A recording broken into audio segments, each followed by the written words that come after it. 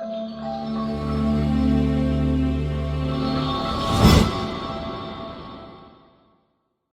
morning, everyone. Welcome to Exact IS. Here I am Twinkle Kotwani with you all discussing today's newspaper. Without getting delayed, let's get started.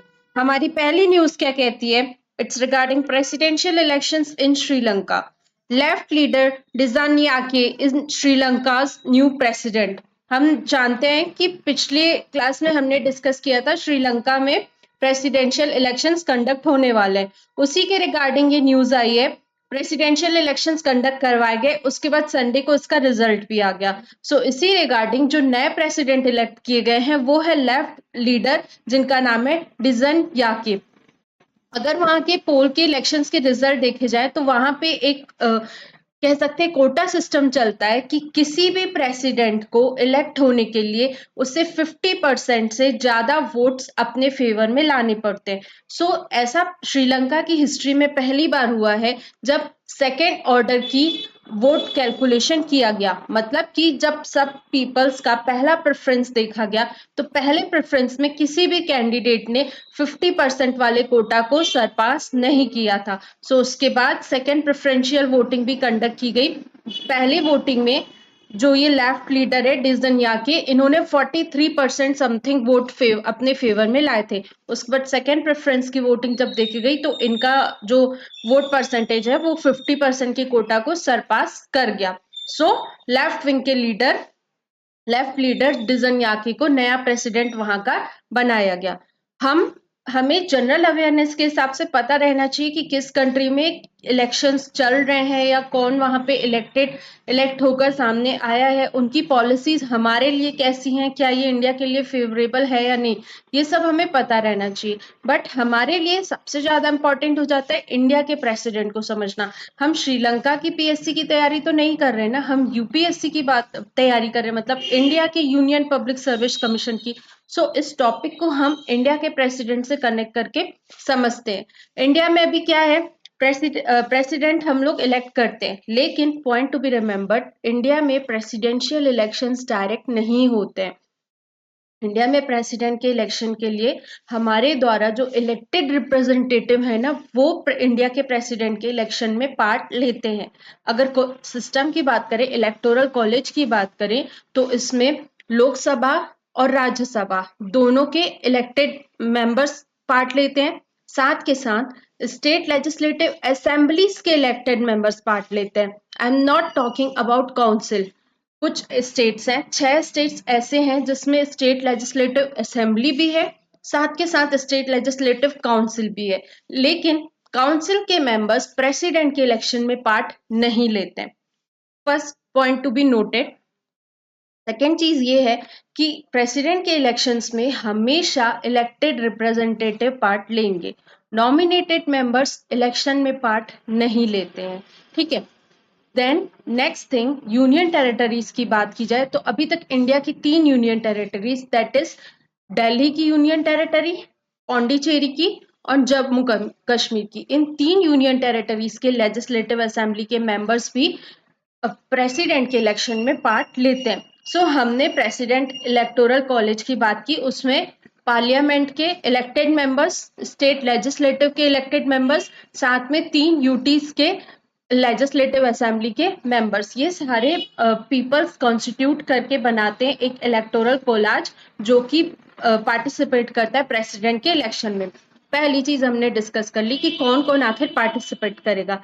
दूसरी बात है कि इसमें हम first pass the post system नहीं follow करते हैं। मतलब कि क्या होता है, जैसे अगर जनरल इलेक्शंस की बात की जाए, जब लोकसभा के इलेक्शंस होते हैं तो हम उसमें पार्ट लेने जाते हैं, तो उसमें क्या रहता है कि जिस पर्सन ने सबसे ज्यादा वोट्स हासिल किए वो इलेक्टेड हो जाता है, उसे इलेक्टेड रिप्रेजेंटेटिव बोल दिया जाता है। उसमें कोई भी कोटा सिस्टम नहीं चलता है।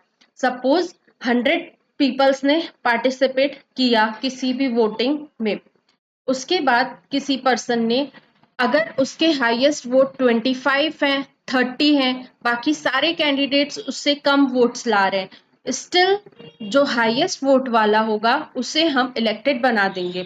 लेकिन प्रेसिडेंट के इलेक्शन में ऐसा नहीं होता है। हमने एक कोटा फिक्स्ड कर रखा है, मतलब कि टोटल मेंबर्स जितने भी इलेक्टोरल कोलाज के होंगे उसका 50% प्लस 1, मतलब कि 50% से ज्यादा लोगों की सहमति पर ही पर्सन को एज अ इलेक्टेड रिप्रेजेंटेटिव या यूं कह सकते हैं इलेक्टेड प्रेसिडेंट माना जाएगा।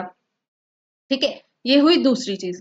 अब बात करते हैं तीसरी चीज जो इम्पोर्टेंट है इंडिया के प्रेसिडेंट के इलेक्शन को लेकर के, वो है प्रेफरेंशियल वोटिंग।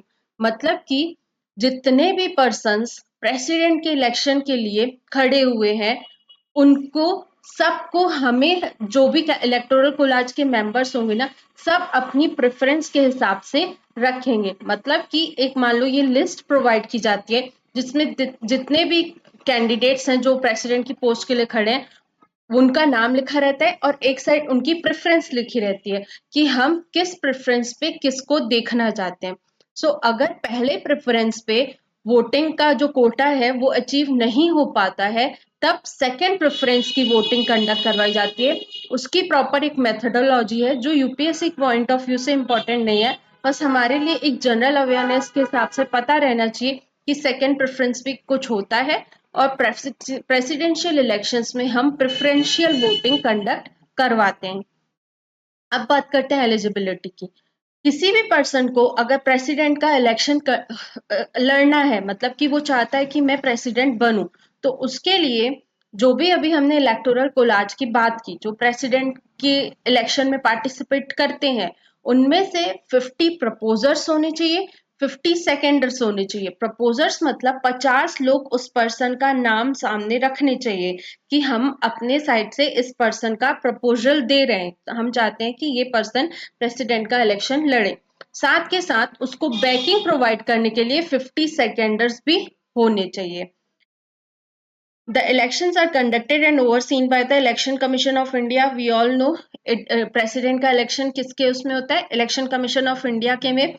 हमने इलेक्टोरल कोलाज को पूरा डिस्कस कर लिया डेप्थ में, साथ के साथ थोड़े से कॉन्स्टिट्यूशन से रिलेटेड आर्टिकल्स डिस्कस करते हैं। आर्टिकल 54 बात करता है इलेक्शन ऑफ द प्रेसिडेंट से, आर्टिकल 55 बात करता है मैनर से कि किस मैनर में हम इलेक्शन प्रेसिडेंट का इलेक्शन कंडक्ट करवाएंगे, आर्टिकल 56 बात करता है टर्म ऑफ द ऑफिस से, 57 बात करता है एलिजिबिलिटी ऑफ री elections.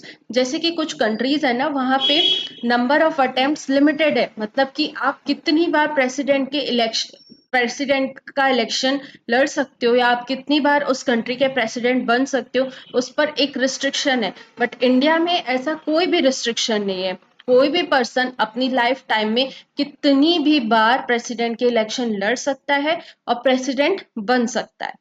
Then article 58 qualification for the election as president. These are some of the constituent articles given in the Indian constitutions. Then 50 proposers, 50 seconders already discussed and these ये पूरी qualification है। अब ये जो map है ना ये बताता है, जैसे कि मैंने पहले डिस्कस किया कि इलेक्टोरल कोलाज में राज्यसभा के लोकसभा के इलेक्टेड मेंबर्स पार्टिसिपेट करते हैं। सो अगर उनके वोट की वैल्यू देखा जाए तो उनके वोट की वैल्यू उनके स्टेट्स की पॉपुलेशन के हिसाब से डिसाइड होती है। कहने का मतलब ये है जो यूपी के एक एमपी या एमएलए के वोट की वैल्यू होगी वो सिक्किम या यूं कह ले गोवा या कर्नाटक इनके वोट के वैल्यू की कंपैरिजन में ज्यादा होगी। क्यों? क्योंकि यूपी का एक एमएलए या एक एमपी ज्यादा लोगों को रिप्रेजेंट करता है as compare to Sikkim, as compare to Karnataka. ठीक है, तो ये मैप ये रिप्रेजेंट करता है कि किस स्टेट के वोट की वैल्यू कितनी अधिक है। सो एक चीज और याद रखने वाली बात यह है कि हर एमपी हर एमएलए की वोट की वैल्यू अलग रहती है अगर अपन इसको स्टेट वाइज कंपेयर करें तो।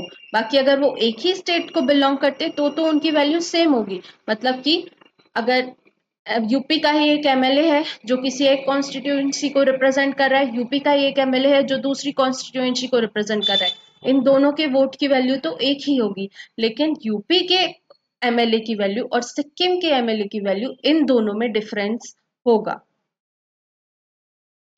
Then next is GST Council is looking at tax rate item by item for rationalization। Sitharaman, हमने बेसिकली कुछ समय पहले जीएसटी इम्प्लीमेंट की, उसी के रिगार्डिंग जीएसटी काउंसिल भी लाई। वही अभी न्यूज सामने आ रही है कि जो हमने गुड्स पर टैक्स रेट्स लगाए, हम सब जानते हैं जीएसटी को इम्पोज करने के बाद हमने डिफरेंट डिफरेंट टैक्स स्लैब्स बनाए हैं। 0% हो गया, 5% हो गया, 12% हो गया, 18, 28, ऐसे 4-5 स्लैब्स बने हुए हैं जीएसटी में कि किस गुड्स पर कौन सा टैक्स स्लैब लगेगा। जैसे कि जो नेसेसरी कॉमोडिटीज हैं उनको हमने कम टैक्स स्लैब में रखा है, लेकिन जो लग्जीरियस गुड्स हैं उनको हमने हाई टैक्स स्लैब पे रखा है। सो उसी के रिगार्डिंग ये न्यूज आई है कि हमें टैक्स रेट को एक रैशनलाइजेशन वे में करने की जरूरत है। सो इस आर्टिकल के थ्रू हम रिवाइज करते हैं जीएसटी को। जीएसटी क्या है? ये एक वैल्यू एडेड टैक्स है जो कि गुड्स और सर्विस पर लगता है अगर हम उनका डोमेस्टिक कंजप्शन करते हैं।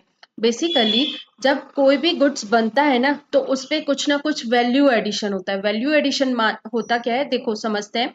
जैसे कि गेहूं आई, खेत से गेहूं आई, उस गेहूं से हम बिस्किट बना रहे हैं, तो उस बिस्किट को बनाने में हमने क्या की, उस गेहूं पर कुछ वैल्यू एडिशन की। सो जीएसटी वो वैल्यू एडिशन टैक्स ही है जो कि किसी भी गुड्स या सर्विस के कंजप्शन पर लगाया जाता है। अगर इसके कुछ फीचर्स की बात करें तो एप्लीकेबल ऑन सप्लाई साइड, मतलब कि जहां से सप्लाई होता है गुड्स का वहां पर जीएसटी को लगाया जाता है। Second is destination based taxation, मतलब कि जो फाइनल कंज्यूमर है गुड्स का, सपोज हम जो है बिस्किट्स को डायरेक्ट कंज्यूम करेंगे। सो हमारे हम क्या है, एक गुड्स के डेस्टिनेशन है, हम तक गुड्स पहुंचना चाहते हैं। सो जीएसटी जो है वो डेस्टिनेशन बेस्ड है। पहले क्या होता था कि किसी कोई भी पर्सन अगर कोई रॉ मटेरियल परचेस करना चाहता है, सपोज मैं एक मैन्युफैक्चरर हूँ, मैं कार बनाना चाहती हूँ। सो कार बनाने के लिए ऐसा नहीं है कि मैं हर एक चीज की इंडस्ट्री डालूंगी कि भाई टायर की इंडस्ट्री डाल लिए, ग्लास की इंडस्ट्री डाल लिए, ऐसा नहीं होगा। मैं चीजों को मंगाऊंगी और उनको असेंबल करके कार बनाऊंगी। सो पहले क्या होता था कि जब मैं चीजों को मंगाती थी अपनी एक कार को बनाने के लिए, सो अलग अलग जगह पर मैं अलग अलग टैक्स देकर आती थी और उन सबको टैक्स देकर आई, फिर उन सबको टैक्स मैं अपने में भी कैलकुलेट करती थी कि आखिर ओवरऑल मुझे कार की प्राइस क्या पड़ी। ऐसे में क्या होता था कि टैक्स का डबल काउंटिंग हो जाता था। एक बार जब मैं टैक्स देकर आई उस समय काउंटिंग, एक बार जब मैं सामने वाले से टैक्स ले रही हूँ उस समय काउंटिंग। सो इसे बोला जाता था कैस्केडिंग इफेक्ट। इसलिए इसको भी हटाया गया जीएसटी में। साथ के साथ जीएसटी को हमने डेस्टिनेशन बेस्ड कर दिया, मतलब कि फाइनल कंज्यूमर पर ही जो है वो जीएसटी इम्प्लाई होता है। Then second is dual GST. Dual GST मतलब हमने जीएसटी के अंतर्गत कंपोनेंट्स बना दिए। सेंट्रल गवर्नमेंट की जीएसटी अलग, स्टेट गवर्नमेंट की जीएसटी अलग।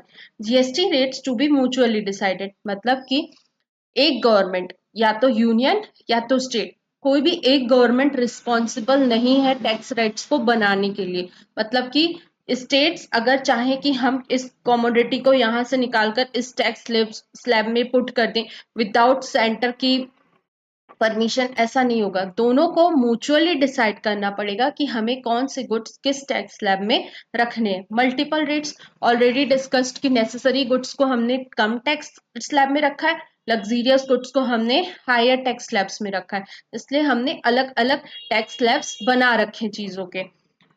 अब मैंने बताया कि म्यूचुअली हम चीजों को करते हैं। म्यूचुअली मतलब जितना रोल यूनियन गवर्नमेंट का है उतना ही रोल स्टेट गवर्नमेंट्स का भी है। इस चीज को प्रैक्टिकली करने के लिए हमने जीएसटी काउंसिल बनाई है। आर्टिकल 279A बात करता है जीएसटी काउंसिल की, जिसके अंतर्गत स्टेट्स के फाइनेंस मिनिस्टर्स, यूनियन गवर्नमेंट के फाइनेंस मिनिस्टर्स सब एक कमेटी बनाते, ग्रुप बनाते हैं। अगर इसमें वोटिंग परसेंटेज देखा जाए तो 1/3 शेयर रहता है सेंटर का, 2/3 शेयर रहता है स्टेट्स का। अगर कोई भी डिसीजन हमें पास करना है तो उसके लिए हमें 3/4 मेजोरिटी लाना जरूरी है। मतलब कि क्या हुआ कि किसी भी डिसीजन को स्टेट्स अकेले नहीं इम्प्लीमेंट कर सकते, ना ही सेंटर इम्प्लीमेंट कर सकता है। दोनों का म्यूचुअल कोऑर्डिनेशन जरूरी रहता है किसी भी डिसीजन को लेने के लिए। So this was about GST council. अगर रिफॉर्म्स की बात करें, पहले क्या होता था कि हर एक स्टेट के अंदर अगर एक थोड़ा सा डिस्कस करती हूँ मैं, जीएसटी के अंतर्गत ना कई सारे टैक्स को सब्ज्यूम कर लिया गया है, जैसे कि वैल्यू एडेड टैक्स हो गया, सर्विस टैक्स हो गया, और भी कई सारे टैक्स अलग अलग जगह पे लगते थे, स्टेट गवर्नमेंट के द्वारा भी और सेंट्रल गवर्नमेंट के द्वारा भी, उन सबको सब्ज्यूम कर दिया गया। अब क्या होता है ना कि अगर स्टेट गवर्नमेंट अपने हिसाब से टैक्स लगा रही है तो वो एक स्टेट में अलग होंगे, दूसरे स्टेट में अलग होंगे। इससे क्या होता था ना कि थोड़ा सा रीजनल डिस्पैरिटी आ जाती थी। जिस स्टेट्स में टैक्स रेट कम रहता था, पीपल्स प्रेफर करते थे कि हम उस स्टेट से जाकर के गुड्स ले आए। सपोज एक कार की वैल्यू महाराष्ट्र में, महाराष्ट्र का टैक्स मान लो कम है, सपोज वहां पे कार की वैल्यू, कार की जो कॉस्ट है वो कम है as compare to UP. UP में टैक्स ज्यादा है तो यूपी में उस कार की जो कॉस्ट है वो ज्यादा है। तो सिटीजन क्या प्रेफर करेगा कि मैं महाराष्ट्र से जाकर के लेकर आ जाऊं, मुझे कम टैक्स देना पड़ेगा, मुझे अल्टीमेटली कार की कॉस्ट कम पड़ेगी। इस वजह से जो मार्केट है, अगर हम पूरे नेशनल लेवल का मार्केट करें तो उसमें रीजनल डिस्पैरिटीज देखने को मिलती थी। जीएसटी इम्प्लाई करने के बाद प्रॉपर एक टैक्स स्लैब है, जिस चीज की कॉस्ट महाराष्ट्र में जितनी होगी उतनी ही यूपी में भी होगी, उतनी ही सिक्किम में भी होगी, उतनी एमपी में भी होगी, गुजरात में भी होगी। ये क्या हुआ, जीएसटी ने एक नेशनल मार्केट क्रिएट कर दिया, मतलब कि हर स्टेट के पास इक्वल अपॉर्चुनिटी है ग्रो करने की और इकोनॉमिक डेवलपमेंट करने की। Then mitigation of cascading effect, already explain कि टैक्स के ऊपर टैक्स लग जाता था, उसे बोला जाता था कैस्केडिंग इफेक्ट। एक बार मैं कहीं पर टैक्स देकर आई, उसके बाद उसको जब मैं किसी कंज्यूमर को प्रोवाइड करी तो मैंने अपने दिए हुए टैक्स को भी कैलकुलेट कर लिया और उस टैक्स के ऊपर फिर से गवर्नमेंट टैक्स लगा देती थी। ये काफी कंफ्यूजिंग और कॉम्प्लेक्स प्रोसीजर होता था, इसलिए इस कैस्केडिंग इफेक्ट को भी हटाने के लिए हमने डायरेक्ट सप्लाई साइड पे कर दिया कि अब हम सप्लाई साइड और डेस्टिनेशन पर जीएसटी इम्प्लाई करेंगे। Then reduction in tax burden, tax burden को कम करने की बात की गई। पहले क्या होता था कि गुड्स पर डायरेक्ट, जैसे मैंने बताया ना टैक्स के ऊपर टैक्स, तो उससे क्या होता था टैक्स का बर्डन कंज्यूमर्स पर ज्यादा पड़ने लगता था। जो फाइनल कंज्यूमर है, जो टैक्स मैं दे करके उसको भी अपने, जो जिसको मैं अपना गुड्स बेच रही हूँ उससे मैं कंज्यूम करने की कोशिश करती थी कि कैसे मैं इससे अपना टैक्स निकाल लूँ। उसकी वजह से जो फाइनल, जो डेस्टिनेशन रहती थी गुड्स की, उस पर टैक्स बर्डन बहुत अधिक पड़ जाता था। अब अगर डायरेक्ट एक ही टैक्स लग रहा है तो फिर उसका बर्डन भी कम हो जाता है। Making Indian products more competitive, easier to administer, ये सारे जीएसटी के रिफॉर्म्स है जो जीएसटी ने कुछ जो ड्रॉबैक्स थे पहले के सिस्टम के उनको खत्म कर दिया है। Then next is Quad launches maritime health initiatives, condemns aggression in disputed regions। हम सब जानते हैं अभी हमारी जो लीडर है प्राइम मिनिस्टर नरेंद्र मोदी, वो यूएस विजिट पर गए हैं। क्यों? क्योंकि क्वाड की समिट होने वाली है, या यूं कह लें क्वाड की समिट कंडक्ट हो गई। क्वाड क्या है? क्वाड एक क्वाड्रिलेटरल नेशंस का ग्रुप है।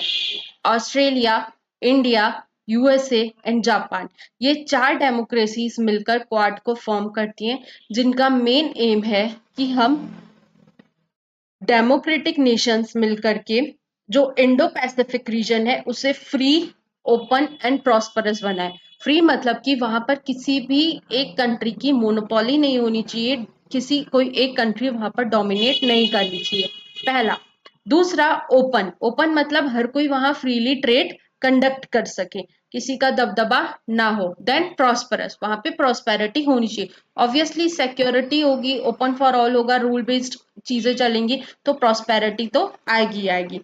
2017 में हम 4 कंट्रीज, डेमोक्रेटिक कंट्रीज मिलकर सामने आए और हमने क्वाड बनाया। रिसेंटली इसकी मीटिंग कंडक्ट की गई, जिस मीटिंग में हमने कुछ नई बातें डिस्कस की कि आने वाले समय में हम एक न्यू कोस्ट गार्ड एक्सरसाइज करेंगे, लॉजिस्टिक नेटवर्क को बढ़ाने की बात कर रहे हैं, मैरीटाइम सर्विलियंस को बढ़ाने की बात कर रहे हैं, और साथ के साथ सर्वाइकल कैंसर को कॉम्बैट करने की बात कर रहे हैं, मतलब कि खत्म करने की बात कर रहे हैं। पहला चीज जो सामने आया वो है क्वाड कैंसर मूनशूट, मतलब कि ये चारों कंट्रीज मिलकर आपस में कंट्रीब्यूट करेंगी, रिसर्च एंड डेवलपमेंट करेंगी। इन्होंने कुछ अमाउंट भी सैंक्शन किया है कि आने वाले समय में हम सर्वाइकल कैंसर के लिए वैक्सीन अवेलेबल करवाएंगे। पूरे जो हमारी कंट्रीज हैं उन पर एफिशिएंटली इफेक्टिवली वैक्सीन अवेलेबल हो पाए और सर्वाइकल कैंसर को खत्म किया जा सके। That is Quad cancer moonshot, पहला चीज। Then second thing is Quad at sea ship observer mission in 2025।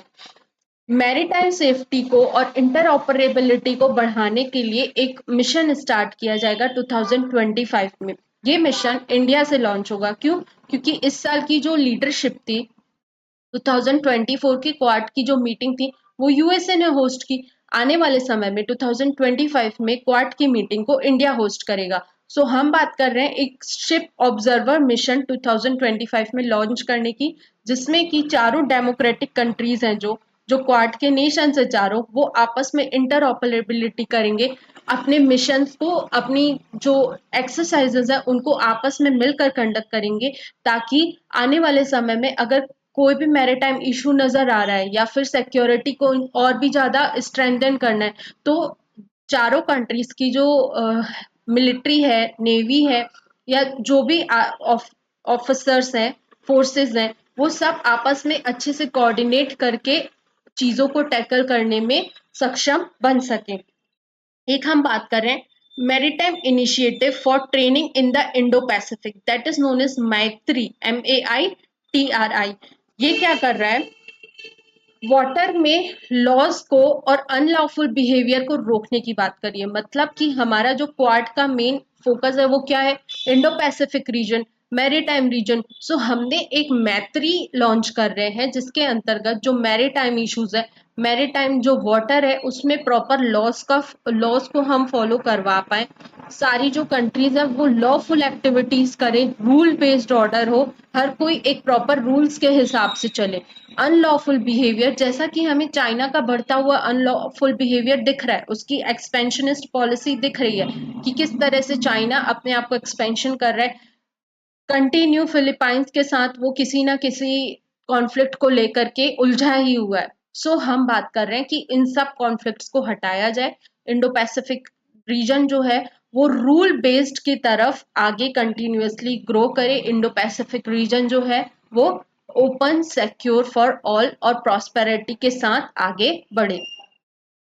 इस ये जो 3-4 चीजें हैं वो अभी की जो क्वाड की समिट कंडक्ट करवाई गई 2024 के यूएसए में, उसमें डिस्कस किया गया। पहला चीज सर्वाइकल कैंसर को लेकर के, दूसरा शिप ऑब्जर्वर को लेकर के, मैरीटाइम ऑब्जर्वर जो 2025 में लॉन्च किया जाएगा, तीसरा मैत्री, मतलब कि हम सारी फोर्सेस को ट्रेनिंग प्रोवाइड करें मैरीटाइम में रूल बेस्ड ऑर्डर को फुलफिल करने के लिए।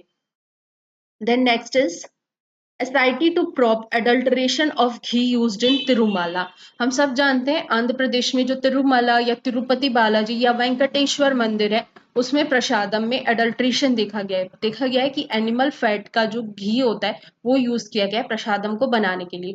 उसी को लेकर के काफी ज्यादा एक एग्रेशन का भाव उठ रहा है कि मंदिर में ऐसी चीजें नहीं होनी चाहिए। इतना फेमस टेम्पल, ग्लोबली इतना फेमस है जो टेम्पल, वहां पर इस तरह की एक्टिविटीज होना एक डिग्निटी को कम करता है उन चीजों की।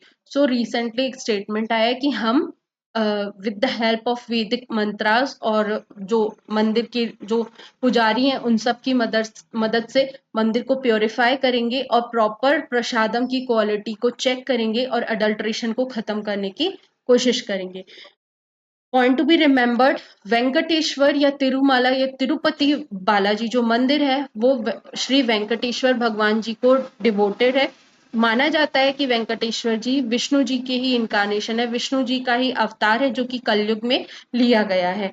तिरुमाला मंदिर का या तिरुपति मंदिर का जो प्रसादम है वो GI टैग्ड, उसे GI टैग मिल चुका है।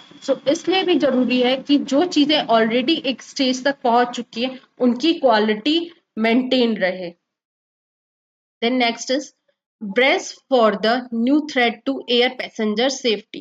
बेसिकली इस एडिटोरियल में डिस्कस किया गया है जो एयर सेफ्टी। रिसेंटली हमने देखा कि इजराइल ने किस तरह से लेबनान के पेजर्स को अटैक किया। पेजर्स मतलब कि एक लो टेक्नोलॉजी डिवाइस है जो कि लेबनान के जो मेंबर्स हैं जो इसराइल पर अटैक करना चाहते थे वो सब यूज कर रहे थे एक दूसरे को कांटेक्ट करने के लिए। ये एक लो टेक्नोलॉजिकल डिवाइस है। सो जब इसराइल को पता चल गया तो इसराइल ने इन डिवाइसेस को एक्सप्लोड करवा दिया। सो उसी के रिगार्डिंग हमें एयर पैसेंजर्स की सेफ्टी को लेकर के डिस्कशन आ रहा है। हम सब जानते हैं, हमने देखा भी कि कैसे कोविड-19 एक पर्टिकुलर रीजन से पूरे वर्ल्ड में ग्लोबल लेवल पर फैल गया। क्यों? क्योंकि पूरी कंट्रीज ग्लोबली कनेक्टेड हैं। एयरलाइंस के थ्रू हो गया, मैरीटाइम के थ्रू हो गया, हर तरह से कंट्रीज कनेक्टेड हैं। सो ये न्यूज सामने आ रही है कि सपोज कोई मेंबर जो कि लेबनान से रिलेशन रखता है या लेबनान से किसी और कंट्री में मूव कर रहा है, सो इसराइल की इस तरह की एक्शंस के कारण अगर वो छोटा सा जो लो टेक्नोलॉजिकल डिवाइस है उसने अगर एयरपोर्ट में हो गया या फिर ऑन द एयर फ्लाइट के अंतर कहीं आसमान में उस डिवाइस को यूज किया और वो वहां पर एक्सप्लोड हो गया, तो इससे बाकी सारे पैसेंजर्स की सेफ्टी का क्या? इस एडिटोरियल में डिस्कस किया गया है कि जिस तरह से अमेरिका हो गया या वेस्टर्न कंट्रीज जो हो गई वो इसराइल को सपोर्ट कर रही हैं इस तरह की टेक्नोलॉजीज बनाने में, इस तरह के एक्सप्लोजन को सफलता के साथ कामयाबी पाने में। ये आने वाले समय में सेफ्टी को लेकर के और भी ज्यादा बड़ा इशू बन सकता है। इससे हमने 9/11 वाला अटैक देखा, उसके बाद हम एयर सेफ्टी की बात करते हैं। एयर सेफ्टी को लेकर हमने कई सारे स्टेप्स भी उठाए, बट स्टिल इंडिया में कहीं ना कहीं एयर सेफ्टी को लेकर रूल्स रेगुलेशंस थोड़े कम हैं। अगर फॉरेन कंट्रीज की बात की जाए तो फॉरेन कंट्रीज में सपोज एक गाइडलाइन इशू की जाती है जब एरोप्लेन टेक ऑफ करने वाला होता है, तो उस समय एक गाइडलाइन इशू की जाती है कि आप अपने मोबाइल फोन्स को फ्लाइट मोड में डालो। बट स्टिल कुछ पैसेंजर्स इसको एज अ जनरल वार्निंग लेते हैं और वो इस चीज को नहीं करते हैं, लेकिन स्टिल एयर स्टाफ की तरफ से उनके खिलाफ कोई एकदम मेजर एक्शन नहीं लिया जाता है। मतलब कि वेस्टर्न कंट्रीज में इस तरह के रूल्स को जो लोग फॉलो नहीं करते उन्हें अरेस्ट कर लिया जाता है, बट इंडिया में ऐसा कोई स्ट्रिक्ट प्रोविजन नहीं है। लेकिन बढ़ते हुए समय को देखते हुए मतलब कि जिस तरह से टेक्नोलॉजी डेवलप हो रही है, जिस तरह से इसराइल अपनी एक्टिविटीज को कंडक्ट कर रहा है और ग्लोबल कनेक्टिविटी को देखते हुए इंडिया को जरूरत है कि वो अपने एयर पैसेंजर्स की सेफ्टी के लिए और भी ज्यादा स्टेप्स उठाए, कदम आगे उठाए। इंडिया में एक प्रोविजन चलता है वीवीआईपी वाला। जो वीवीआईपी पर्सन रहते हैं, जो एयर पैसेंजर्स बनते हैं, कई बार उनके लिए जो सिक्योरिटी चेक्स रहते हैं उनको भी थोड़ा सा लिबरल कर दिया जाता है। उनके खिलाफ उनकी जो चेकिंग रहती है, उनका जो लगेज रहता है, उन सबको स्ट्रिक्ट चेकआउट नहीं किया जाता है। कई बार वो इलेक्ट्रॉनिक डिवाइस या कुछ भी डिवाइस ऐसा ले जा सकते हैं एयर में अपने साथ। इस चीज को लेकर के एडिटोरियल डिस्कस कर रहा है कि पूरे एयर पैसेंजर्स की सेफ्टी को इंश्योर करने के लिए हमें और भी ज्यादा स्ट्रिक्ट रूल्स बनाने की, स्ट्रिक्टली चीजों को ऑब्जर्व करने की जरूरत है। जब एक इतना छोटा सा लो टेक्नोलॉजिकल डिवाइस इतनी सारी डेथ्स, इतनी सारी इंजरीज कर सकता है, तो सपोज करो कि अगर वो छोटा डिवाइस ऊपर फ्लाइट में है और वहां एक्सप्लोजन हुआ, कैबिन में फायर हुई, कैबिन में एक्सप्लोजन हो गया, फिर उसके बाद क्या? वहां पे तो ऑक्सीजन की अवेलेबिलिटी भी होती है और हम सोच सकते हैं कि ऑक्सीजन की, हम कैबिन में तो ऑक्सीजन रखते ही है ना, क्योंकि ऊपर ऑक्सीजन की कमी रहती है। जो पैसेंजर्स हैं उनको ऑक्सीजन प्रोवाइड करने के लिए हमारे पास ऑक्सीजन अवेलेबल रहती है। अगर ऑक्सीजन के कांटेक्ट में वो एक्सप्लोजन आ गया तो कितना बड़ा कैटास्ट्रॉफ होने के चांसेस हैं। इन सब टेक्नोलॉजिकल डेवलपमेंट को देखते हुए हमें जरूरी है कि हम पैसेंजर्स की सेफ्टी को भी इंश्योर करें। Then next is on the pitfalls of estimating GDP.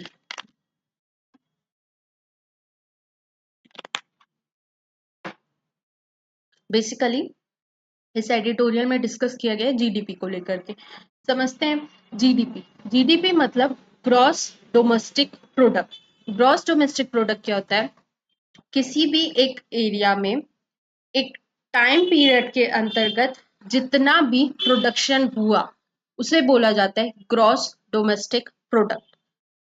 GDP एक जीडीपी का कैलकुलेशन किसी भी इकोनॉमी को समझने के लिए किया जाता है। मतलब कि स- बहुत जाहिर सी बात है, कंट्री में जितना प्रोडक्शन होगा, उतना सेल्स होगा, उतना एक्सचेंज होगा, उतना पैसा बनेगा, उतना लोग प्रॉस्परस होंगे, उतनी ज्यादा इकोनॉमिक ग्रोथ होगी। सो जीडीपी के थ्रू कई सारी चीजें कनेक्टेड रहती हैं कि क्या इकोनॉमी की पोजीशन है, क्या इकोनॉमी एक्सपेंड हो रही है, क्या कंप्रेस हो रही है, बढ़ रही है, घट रही है, किस रेट से बढ़ रही है। इन सब के कैलकुलेशन के लिए हमें जीडीपी बहुत इंपॉर्टेंट है। सो ये जो एडिटोरियल आया है वो जीडीपी को लेकर ही आया है।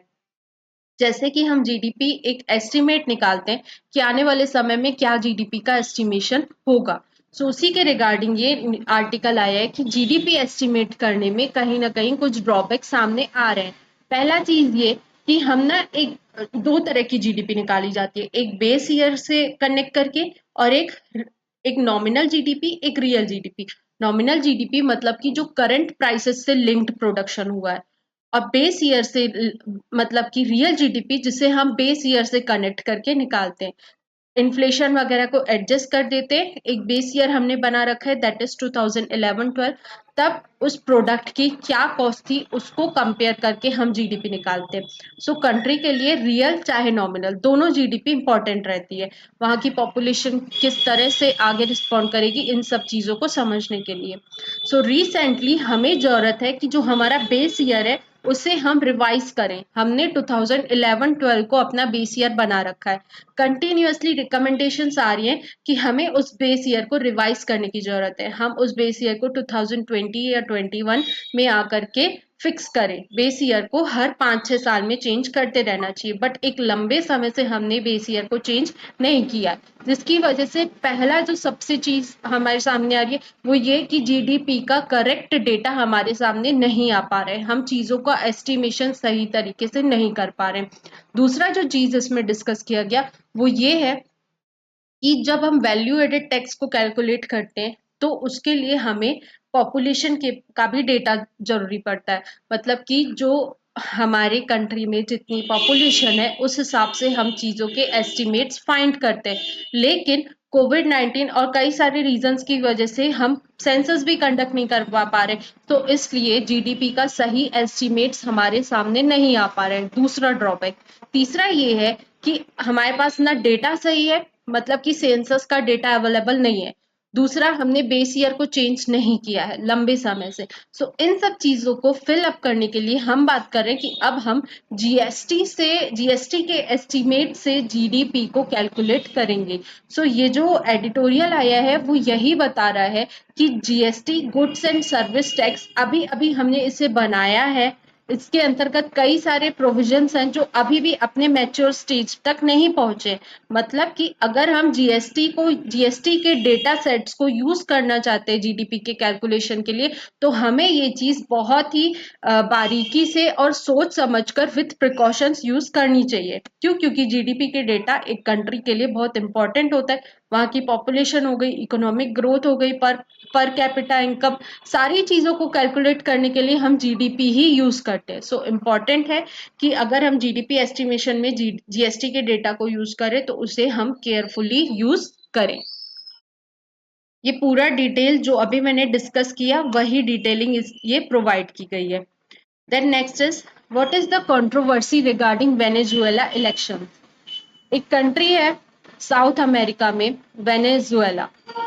वेनेजुएला कंट्री कुछ टाइम पहले न्यूज पर बनी हुई थी। वहां का इन्फ्लेशन अप्रोक्स 200% टच कर रहा था, बट चीजें अब अंडर कंट्रोल है।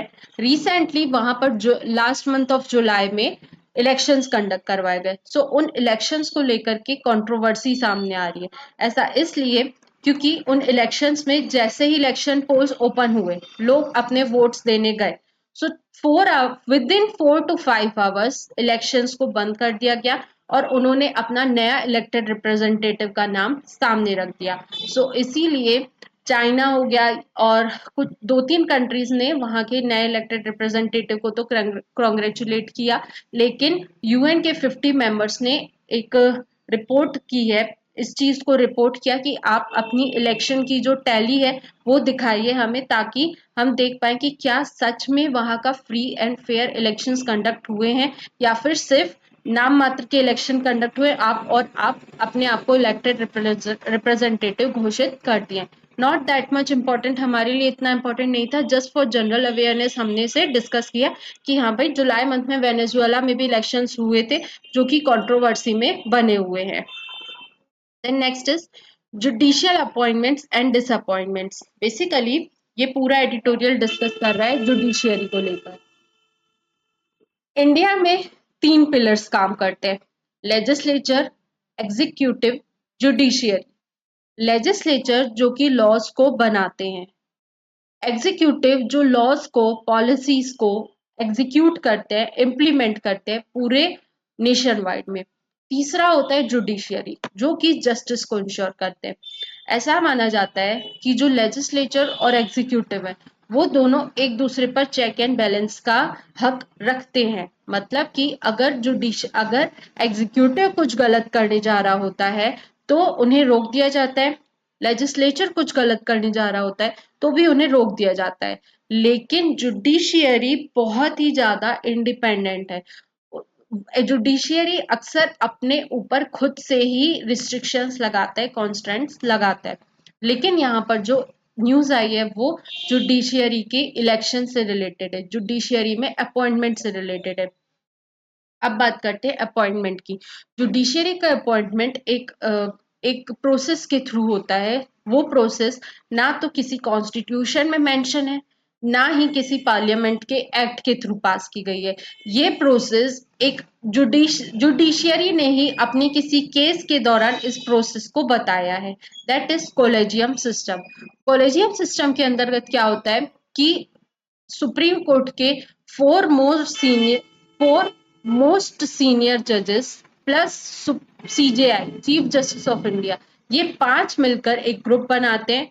उन्हें बोला जाता है कॉलेजियम, और ये कॉलेजियम डिसाइड करते हैं कि आने वाले समय में कौन जज होगा। मतलब कि जजेस का अपॉइंटमेंट कॉलेजियम सिस्टम के द्वारा होता है।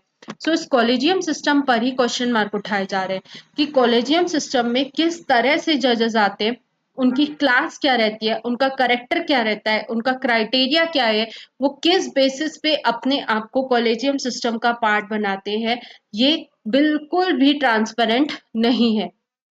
ना तो इन कॉलेजियम सिस्टम पर कोई क्वेश्चन मार्क उठा पाता है।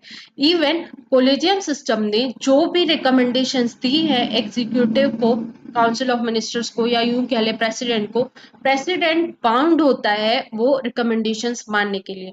मतलब कि प्रेसिडेंट को उन जजेस को अपॉइंट करना ही पड़ता है, प्रेसिडेंट उस पर क्वेश्चन नहीं उठा सकता है। सो ये जो पूरा एडिटोरियल आया है वो इसी चीज को लेकर के आया है कि हमें इस चीज को फाइंड करने की जरूरत है, इस चीज को ठीक करने की जरूरत है।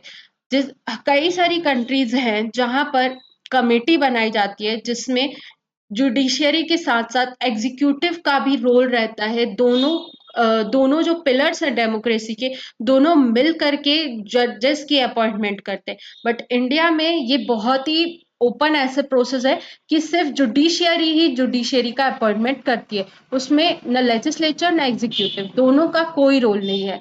सो इसीलिए इस पूरे एडिटोरियल में डिस्कस किया गया है कि हमें एक कमेटी बनानी चाहिए, उस कमेटी में मेंबर्स होने चाहिए जो कि जितना स्टेक जुडिशियरी का है उतना ही स्टेक गवर्नमेंट का भी होना चाहिए।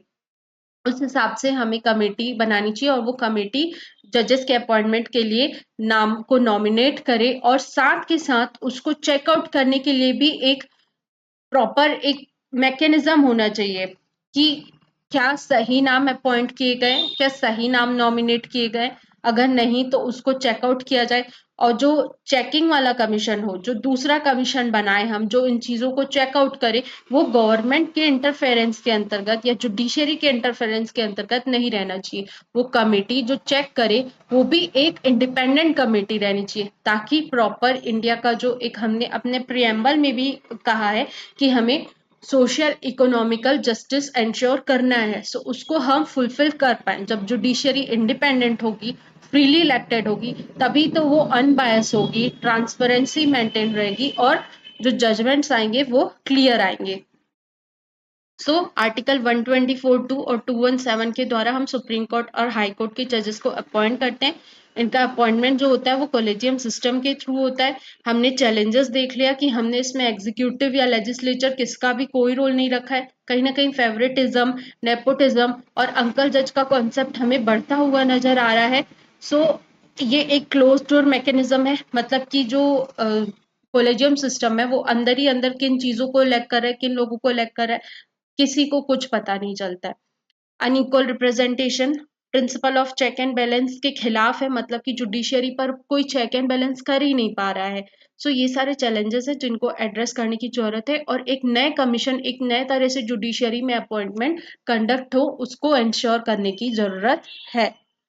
Then next is Modi gifts an antique silver hand engraved train model to Biden। हमने पहले भी डिस्कस किया कि जो हमारे प्राइम मिनिस्टर नरेंद्र मोदी जी हैं वो यूएसए गए हैं क्वाड की समिट अटेंड करने के लिए। सो इसी दौरान वो जो बाइडेन के लिए एक सिल्वर की बनी हुई ट्रेन का एक मॉडल लेकर के गए हैं।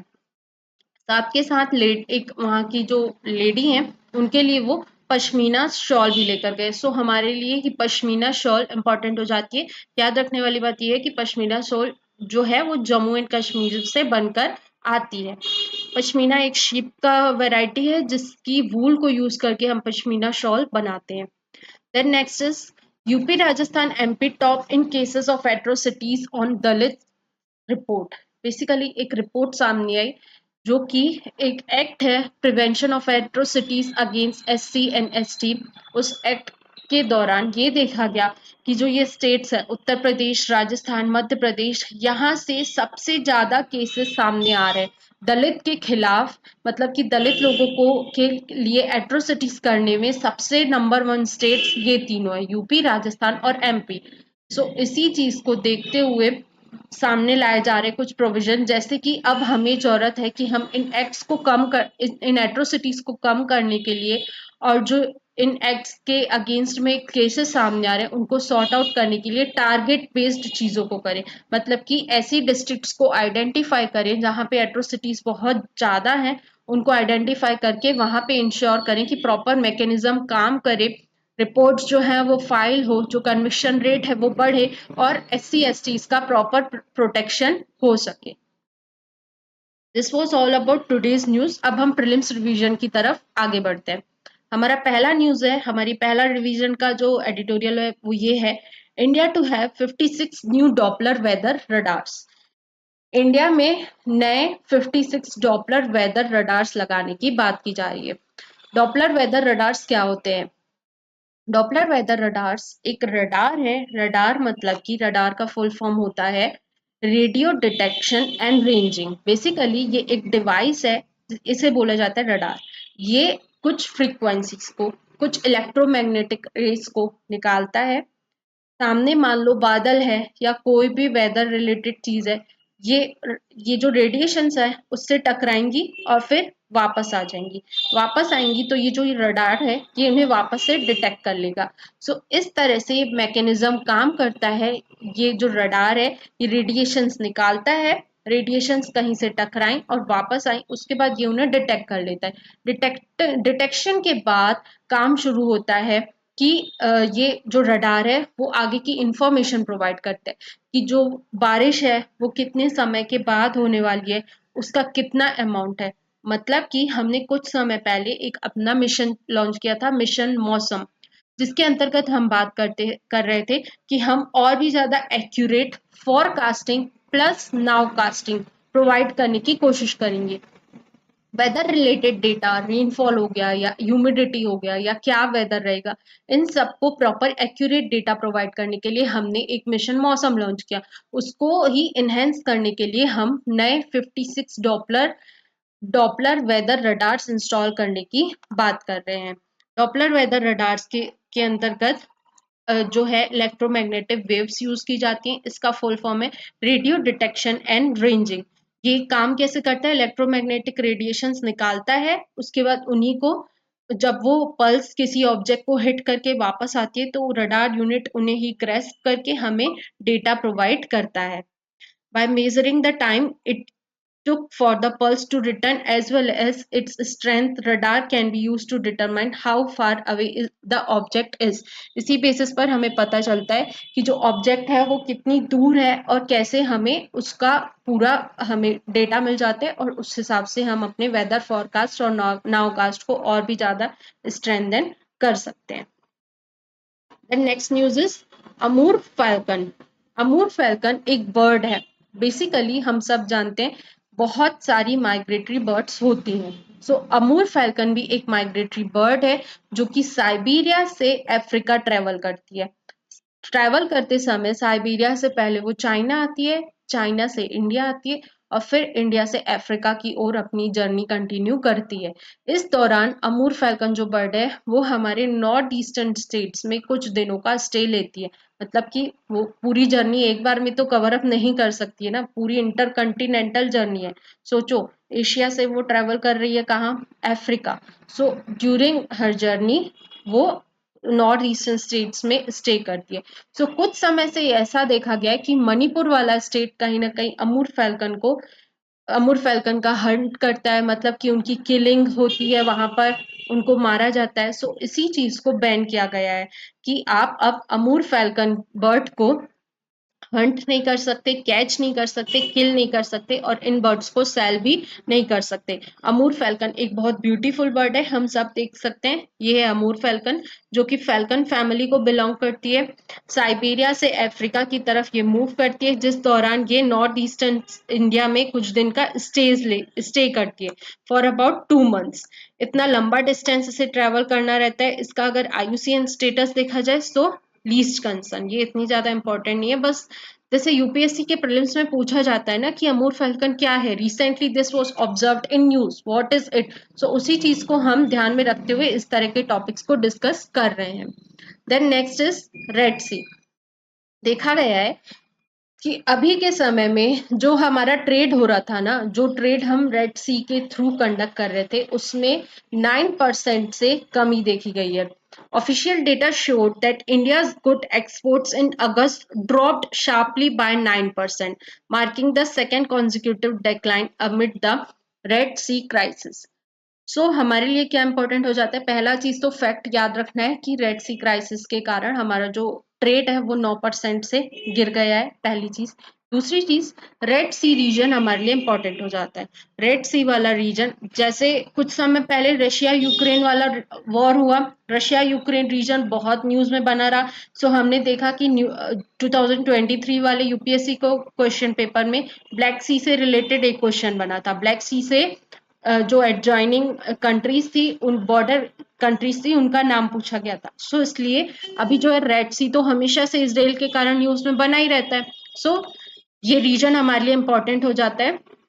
Egypt, Sudan, Eritrea, Djibouti, Yemen, Saudi Arabia, Jordan, ये सारी कंट्रीज जो है वो रेड सी के आसपास का रीजन है. साथ के साथ यहाँ पे गल्फ ऑफ एडन देखा गया है. ये जो स्ट्रेट है ये बाबल मंदेब स्ट्रेट है. ये सारी न्यूज में, इसको आप इन डेप्थ एक बार गो थ्रू कर लीजिएगा. Then next is cleanliness target unit. हम सब जानते हैं इंडिया में स्वच्छ भारत मिशन चल रहा है. उसी के तहत हम कुछ स्पॉट्स को आइडेंटिफाई करते हैं और उन्हें as a cleanliness target unit designate करते हैं. बहुत डर्टी, बहुत ही ऐसे इलाके जिनको बहुत जरूरत है गवर्नमेंट के इंटरवेंशन की, उन एरियाज को आइडेंटिफाई करके क्लीननेस टारगेट यूनिट के अंतर्गत रखा जाता है. रिसेंटली ऐसे 2,30,000 एंड डिफिकल्ट स्पॉट्स को आइडेंटिफाई किया गया है और उनको स्वच्छता मिशन के अंतर्गत उन पर काम किया जाएगा और उन्हें क्लीन किया जाएगा. Then next is Indus valley civilisation. Indus valley civilisation basically कुछ समय पहले, अभी रिसेंटली 20 सितंबर 1924 को हड़प्पा का एक्सकवेशन हुआ था. उसी के रिगार्डिंग अब उसे कितने साल हो गए, 100 साल. इसीलिए आईवीसी न्यूज पर बना हुआ है कि, और हमारे लिए आईवीसी इंपॉर्टेंट भी हो जाता है. हम सब जानते हैं हड़प्पा को किसने खोजा था, दैट इज दयाराम साहनी जी ने 1924 में. सबसे पहले दयाराम साहनी जी ने 1921-22 में इसकी एक प्रिडिक्शन की थी. उसके बाद 1924 में उसको प्रॉपर एक्सकवेट किया गया था. सिमिलरली वहाँ सारी साइट्स इंपॉर्टेंट हो जाती हैं. हड़प्पा हो गया, राखीगढ़ी, धौलावीरा, लोथल, मोहनजोदड़ो, ये सारी साइट्स हमारे लिए इंपॉर्टेंट हो जाती हैं। आईवीसी भी हमारे लिए यूपीएससी पॉइंट ऑफ व्यू से प्रीलिम्स के हिसाब से इंपॉर्टेंट है। वहां की अगर स्क्रिप्ट की बात करें तो वॉस्ट्रे फॉर्डॉन, मतलब कि अभी तक वहां की स्क्रिप्ट को डेसिफर नहीं किया गया है, मतलब कि पढ़ा नहीं गया है, बट कंटिन्यू हम एफर्ट्स लगा रहे हैं कि कैसे भी करके हम आईवीसी की स्क्रिप्ट को पढ़ें, ताकि जो एक गैप है, या यूं कह ले जो ब्रिटिशर्स हमारे ऊपर कंटिन्यू प्रेशर लाते थे कि इंडिया का जो सिविलाइजेशन है वो कोई पुराना सिविलाइजेशन नहीं है, अभी का हमने आप लोग को सिविलाइज किया है। सो उस चीज गैप को जस्टिफाई करने के लिए हमें हमारे लिए जरूरी है कि हम इस स्क्रिप्ट को पढ़ सकें और बता सके कि हम भी पहले से सिविलाइज्ड थे। हमारा ड्रेनेज पैटर्न हो गया, हमारा जो ब्रिक्स बनाने का स्ट्रक्चर हो गया, या जो हमारा आर्ट एंड कल्चर हो गया, सब चीजें जो है आईवीसी की, वो आज की जनरेशन में भी लोगों को अपनी तरफ आकर्षित करती हैं कि इतने सालों पहले जो चीजें बनाई गई थी वो आज भी कैसे सरवाइव कर रही हैं। ऐसी कौन सी टेक्नोलॉजीज, ऐसे कौन से मैकेनिज्म वर्क किए गए थे उस समय जो आज भी इतने प्रॉपर वे में सरवाइव कर रहे हैं। Then next is FATF, that is Financial Action Task Force. Recently FATF की रिपोर्ट आई जिसने बताया कि इंडिया रेगुलर फॉलोअप कैटेगरी के अंतर्गत आता है। रेगुलर फॉलोअप कैटेगरी मतलब कि जैसे कुछ कंट्रीज ग्लोबल लेवल पर 3 चीजों को रोकने के लिए हमने FATF को बनाया, दैट इज मनी लॉन्ड्रिंग को कॉम्बैट करना, टेररिज्म को कॉम्बैट करना, और ऐसे वेपन्स जो कि मास डिस्ट्रक्शन कर सकते हैं, उन सब चीजों को कर्ब करने के लिए हमने FATF को बनाया। 1989 में G7 कंट्रीज ने मिलकर इस ग्रुप का फॉर्मेशन किया। ये ग्रुप ग्लोबल लेवल पर काम करता है, रैंकिंग प्रोवाइड करता है और ये चेक करता है कि कौन सी कंट्री एंगेज्ड है इन 3 इलीगल एक्टिविटीज में। सो अगर इस कंट्री ने उस हिसाब से 2 लिस्ट बनाई है, ग्रे लिस्ट, ब्लैक लिस्ट। जो कंट्री को ये वार्निंग देता है, मतलब कि आपकी कंट्री में टेरर फाइनेंसिंग हो रही है, मनी लॉन्ड्रिंग हो रही है, उन सबको ग्रे लिस्ट में रखा जाता है। और उनका सर्वे करने के लिए, उसको प्रॉपर खत्म करने के लिए, अगर कोई कंट्री FATF के साथ कॉपरेट नहीं करती है, सो उन कंट्रीज को ब्लैक लिस्ट में डाल दिया जाता है। सो उसी के रिगार्डिंग इंडिया को रैंकिंग प्रोवाइड की गई है कि इंडिया प्रॉपर फॉलोअप कैटेगरी के अंतर्गत आता है, प्रॉपर चीजों को कोऑर्डिनेट करता है, और इंडिया रिस्पॉन्सिबल है अपने कंट्री में, ना तो टेररिज्म को प्रमोट करता है, ना ही मनी लॉन्ड्रिंग को, और ना ही मास डिस्ट्रक्शन के वेपन्स को। G7 कंट्रीज ने 1989 में इसे फॉर्म किया था। इंडिया को एज अ ऑब्जर्वर स्टेट 2006 में बनाया गया था। उसके बाद 2010 में हमें फुल मेंबरशिप प्रोवाइड की गई। इसका हेडक्वार्टर पेरिस में स्टैब्लिश्ड है। Then next is coelacanth fish. Basically coelacanth एक फिश की कैटेगरी है जो कि अफ्रीका कंटिनेंट के पास पाई जाती है, लेकिन रिसेंटली इसके कुछ रिमेन्स ऑस्ट्रेलिया के पास भी पाए गए। सो बात की जा रही है कि प्लेट टेक्टोनिक्स थ्योरी, या फिर जो एक एवोल्यूशन हुआ है स्पीसीज का, उस स्पीसीज की जो उस इवोल्यूशन थ्योरी के डॉट्स को कनेक्ट करने के लिए कहीं ना कहीं कोएलेकंथ फिश भी इंपॉर्टेंट रोल प्ले कर सकती है। सो रीसेंट फाइंडिंग्स में कोएलेकंथ फिश के कुछ रिमेन्स ऑस्ट्रेलिया के पास पाए गए हैं। सो हमारे लिए इंपॉर्टेंट हो जाता है याद रखना कि कोएलेकंथ एक फिश की स्पीशीज है जिसके रिमेन्स ऑस्ट्रेलिया के आसपास पाए गए हैं। So this was all about today. Hope you all like the session. इस तरह के और इंटरेस्टिंग सेशन से बने रहने के लिए ज्वाइन करिए एग्जैक्ट आईएएस, हमारे इंस्टाग्राम चैनल, यूट्यूब चैनल और टेलीग्राम को फॉलो करिए। अगर इस लेक्चर की पीडीएफ आपको चाहिए तो ये पीडीएफ हमारे टेलीग्राम चैनल पर अवेलेबल की जाती है। Thank you so much.